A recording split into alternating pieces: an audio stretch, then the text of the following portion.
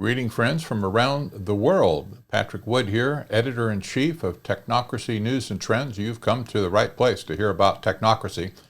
In fact, this is the only website on the entire internet that deals exclusively with the critical analysis of technocracy, and every week and every day, this is the story that we will cover, everything relating to technocracy. There are now over 4,000 articles on technocracy.news that deal with the historic and current nature of technocracy. I encourage you to go there and do a little research, look around.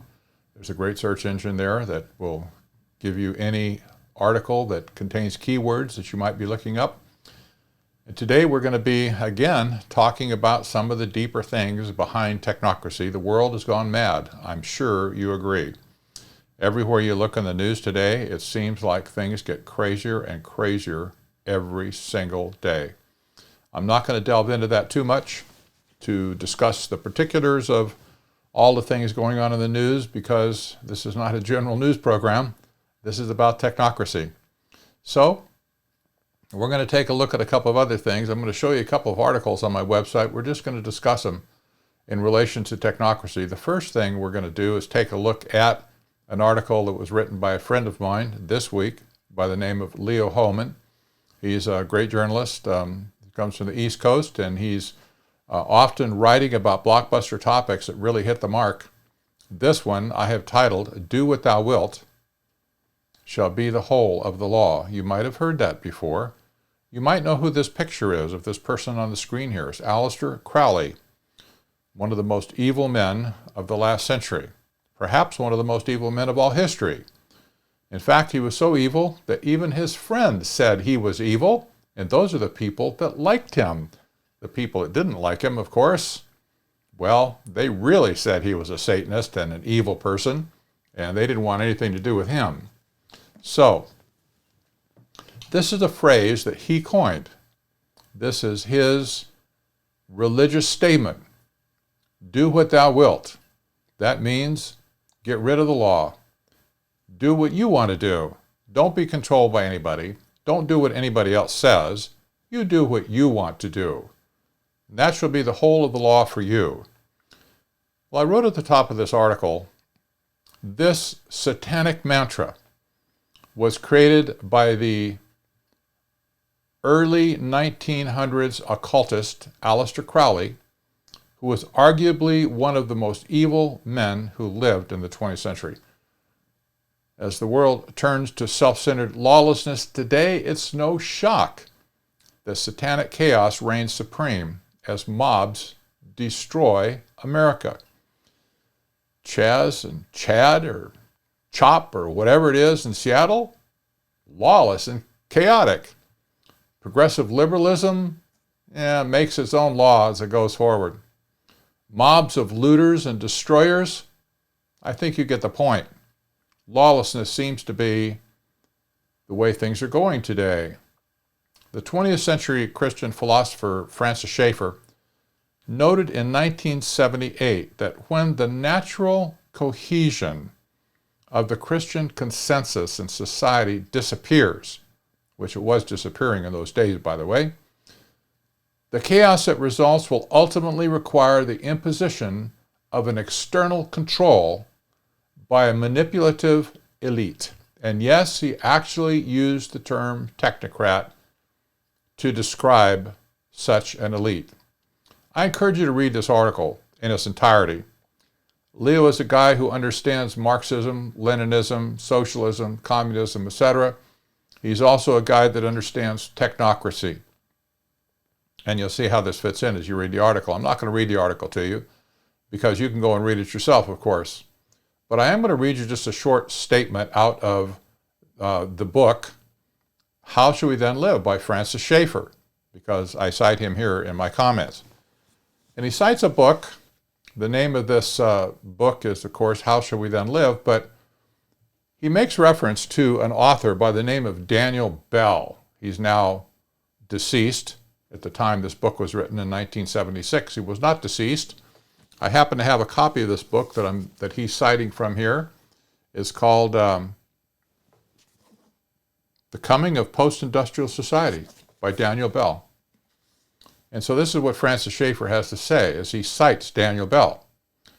He says, Daniel Bell, professor of sociology at Harvard University, sees an elite composed of select individuals. He writes in The Coming of the Post-Industrial Society, 1973, in the chapter titled, Who Will Rule?, that the university or some other knowledge institute will become the central institution of the next 100 years because of its role as the new source of innovation and knowledge. He says that crucial decisions will come from government, but more and more the decisions of both business and government will be predicated on government-sponsored research, and because of the intricately linked nature of their consequences, the decisions will have an increasingly technical character.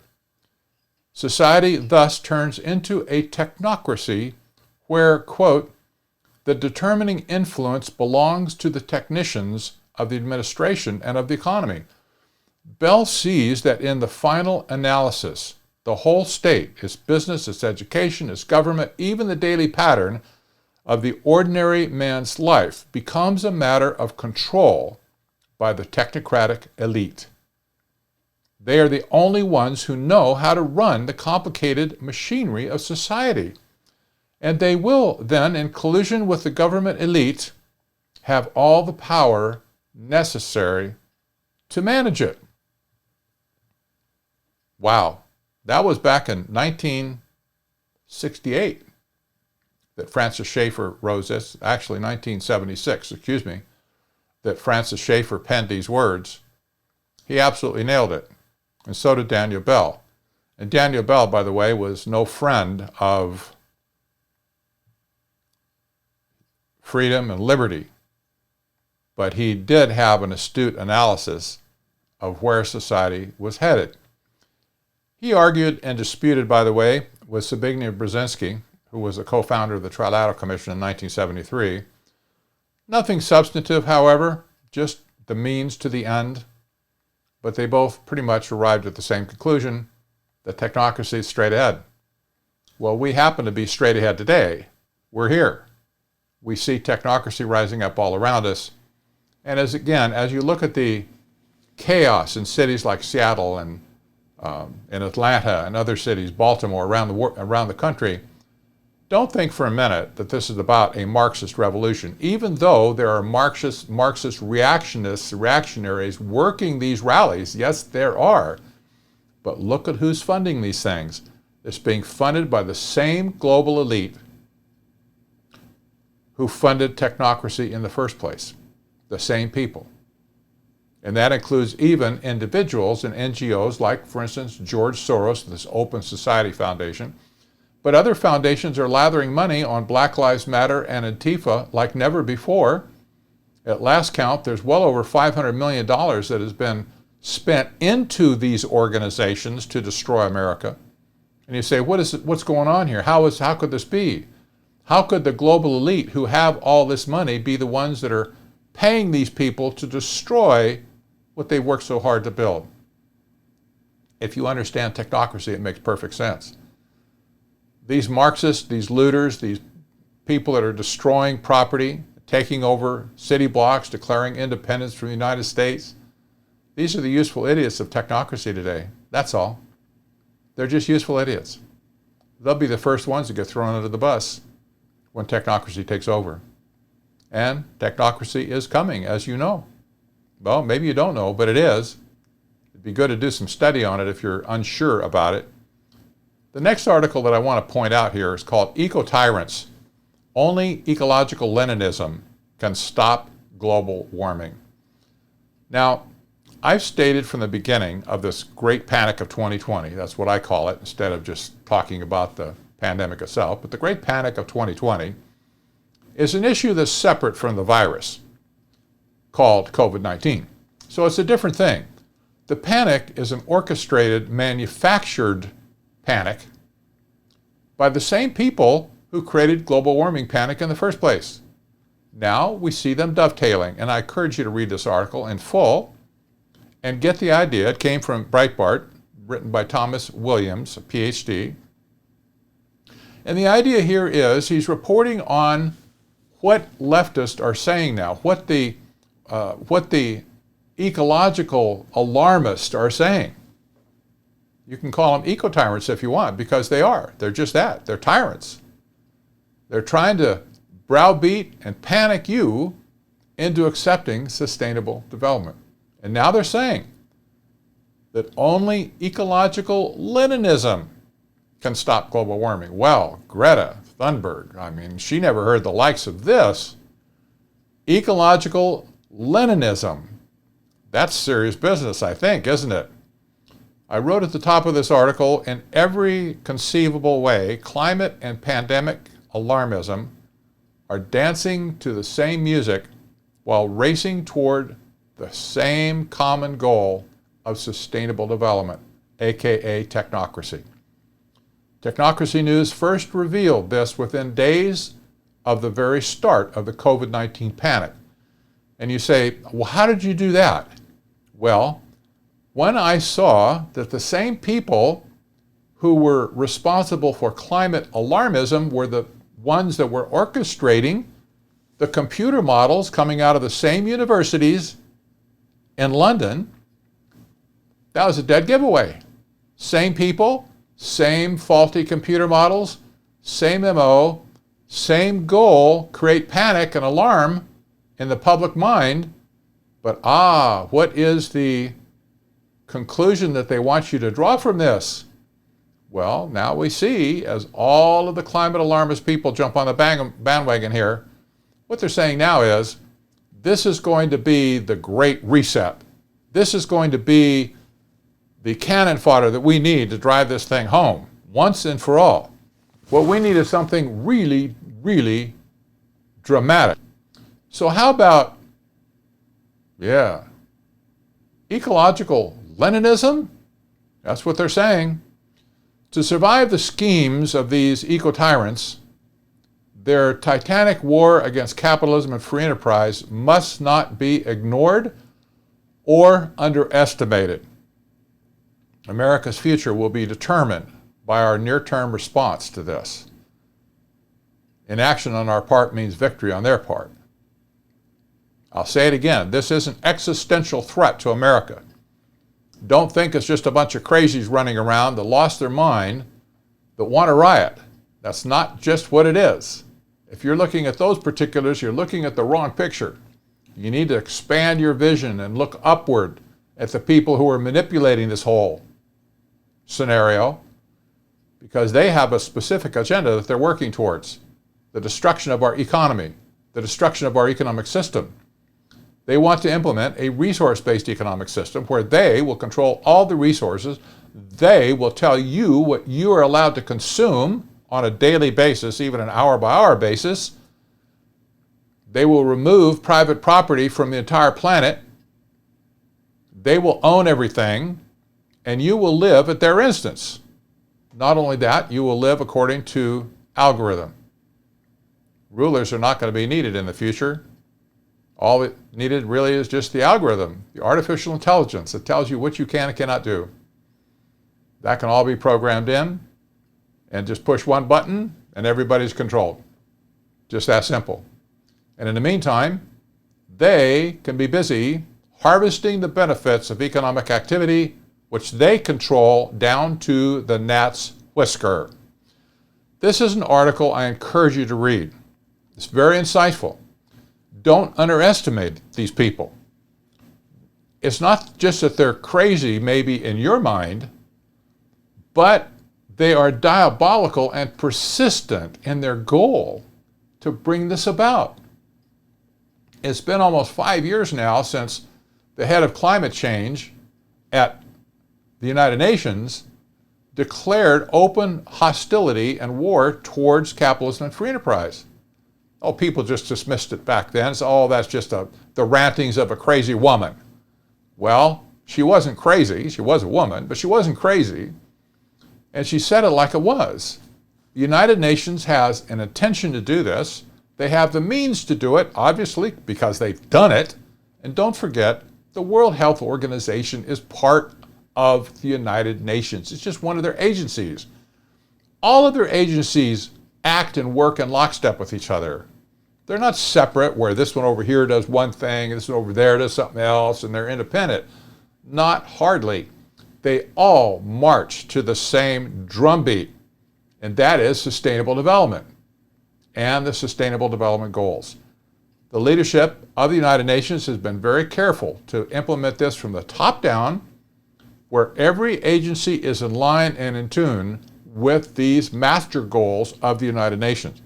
So the WHO is completely complicit in this, as they have thrown their 2 cents in to the great panic of 2020 to make sure it gets traction. And it did get traction. And it's still getting traction. Because now, as contradictions come out of the World Health Organization, well, you should wear face masks. No, you shouldn't wear face masks. And back and forth. And, well, this drug is good to treat COVID-19. Oh, that drug's not any good anymore. This one over here is better. We're waiting for the vaccine. The vaccine is coming. You'll see. You know what? Technocrats always bet on the future. They always are betting on some future thing. For the most part, that future thing never takes place. But as you learn how to understand the mindset of technocrats, they're always betting on the come. In other words, what's in the future? Oh, we're going to do this. We're going to accomplish this. This is going to be great. You'll see. We're going to create that utopia, that nirvana, that everybody will be happy. They always have this future thing that they're looking at. They're not too good at realizing it, and they're not very good at handling the current, just the current day, but they always have great plans for the future. And that's the United Nations, of course. They say, oh, they got great plans for the future. They want to convert the world into a sustainable development economic system, which is technocracy.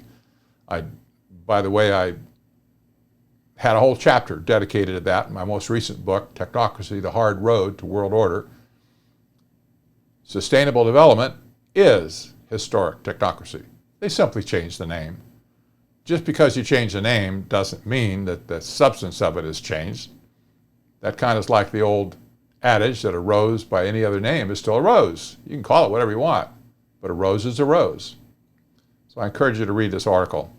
Lastly, I'm going to show you a YouTube video. I'm not going to play it at all. I just want to show you what the title is. The title of this video is OSHA Says Masks Don't Work and Violate OSHA Oxygen Levels. This is done by a new friend of mine, Peggy Hall. She's the head and the spokesman for the Healthy American. And I'll tell you what, you listen to this, you will want to listen to other videos by Peggy Hall, and she has a YouTube channel. It's not a giant channel like some places, but I tell you, she's hitting the nail on the head. Absolutely hitting the nail on the head here. We talked about face masks multiple times on Technocracy News. In fact, my friend Dr. Russell Blaylock, the renowned neurosurgeon, who is known all around the world, by the way, as being an expert in his field. He's retired, but he's still writing. He's a prolific writer, and he's a great mind. He wrote the article for Technocracy News on face masks. Many of you have read it. I expect all of you have. There have been hundreds and hundreds of thousands of views of that article. Well, I asked him to write that article for me because, there was just nothing out there that really covered what people could understand. So I said, we need an article. We need something that's kind of down out of the loft, where people can get at it and understand it. And can you kind of make it so everybody gets it? And he did. Hit the nail on the head. Well, the secondary wave of this are people like Peggy Hall now who had just taken the bull by the horns, wrestled it to the ground, and she's found a remarkable story buried in the depths of OSHA. And you know who OSHA is, the Occupational Health and Safety Administration. That's an agency of our government. OSHA is often an agency that has meddled in the affairs of manufacturers and employers and stuff over the decades, and a lot of people don't like OSHA. But OSHA does have a place in the world, and the OSHA website, which is an official agency, it says, look folks, face masks don't cut it. It says plainly in OSHA document that face masks are not a protection for receiving or preventing any disease, And secondly, that they decrease the level of oxygen in the air that you breathe. And they have very specific regulations on this. I will say, you need to listen to her video, by the way, but I will say this. Every employer in America that is requiring their employees to wear face masks needs to be reported to OSHA for violation of OSHA regulations on the wearing of face mask in the workplace. Period. End of subject. They are in violation. You listen to this video, you will see the documentation she shows from OSHA's own website. There's all kinds of risk involved with face masks, but I have to say that OSHA has nailed it in this case, and nobody's listening to OSHA. Nobody's paying attention to OSHA. Well, these employers of the world, or at least in America, that are demanding that their employees wear face masks, they are going to get the spanking of their life, and they should. This whole political mantra that's been layered onto the great panic of 2020, that everybody needs to wear face masks, it's ludicrous, it's political, it's manipulative, it's ludicrous, it's just flat out stupid and wrong. Peggy Hall's nailed it with OSHA, and you need to listen to that. Well, having said all that, I've probably said enough for today, but I do want to point out that a couple of things have happened today that I'm going to do. One is, if you're listening to this on YouTube, I'm going to ask you to like it, give it a thumbs up. It really helps other people who come and say, well, should I listen to that video or not? Secondly, if you haven't subscribed to the channel, would you please just click the subscribe button? You'll get a notice on when new videos are posted. Now, several users have asked if it's possible to put the audio stream back on Podbean, which used to be the primary repository for my audio-only podcast. Those people, some of those people, have contacted me and said, you know, we listen on the fly, we listen in our car, we don't have time or bandwidth to get the video. Can you just give us the audio again? Well, with this particular episode today, I'm going to create a separate audio stream and put that up on Podbean without the video. So if you want to listen to the audio only, go to podbean.com, or technocracy.studio, that's where the URL is, and you can listen to just the audio. If you want to listen to the video, well, move over to YouTube and listen to it there. I'll be posting it on a couple of other places as well, like probably Facebook and Twitter and perhaps on LinkedIn as well. But YouTube is an easy way. Everybody knows how to use YouTube. You can get in and do it. Now, secondly, if you haven't gotten on the mailing list for technocracy.news, you really should do that. I post 3 very carefully curated articles every day on Technocracy. It is not overwhelming. It is not completely time-consuming. You can catch the headlines and get the gist of articles. You can read some of them in detail. You'll get the idea quickly. So get on the mailing list and you'll receive the summary of those articles in your mailbox every day. And lastly, if you have a mind to support this broadcast, I'm not monetizing this on YouTube. You'll notice that there's no ads on either end of the video or in the middle or whatever. If you want to support my work and the work of Technocracy News and Trends, you can head over to patreon.com/technocracy. And there's a page there that will let you give a small monthly donation of any kind, or larger if you'd like. Everything is accepted and appreciated. Many people just give $2 a month, and I'll tell you, that $2 a month is not going to make all of our bills, obviously. But let me tell you what an encouragement is to me personally. When people say, I'm with you, and maybe I don't have very much money to give, but I'm with you, and here's $2 a month. That speaks more to me than almost anything else you can think of. And I really appreciate it. I need more people to stand with me because I need a lot of encouragement in this work. You may say, well, you've got it made. You got all the research, you got the knowledge, you've got the history. That's true, but have you seen the shape that our country's in these days? Yeah, you get my point. I have to do this day in and day out. And every time I see somebody's eyes open up and all of a sudden they're saying, oh, I get it for the first time. This is what I live for here. So if you can help out, it's greatly appreciated. And if you can't, that's still appreciated that you're listening to this all the way to the end. And all I can say is to all of you, as you have weathered through this one, is God bless you and don't give up. We're in this together for sure, but we're in it to win. We're not in it to lose. We're not in it to be down at the mouth. We're in it to make a difference to the people that we love and the people we know and others in our communities as well. I'm Patrick Wood for Technocracy News and Trends. We'll see you next week.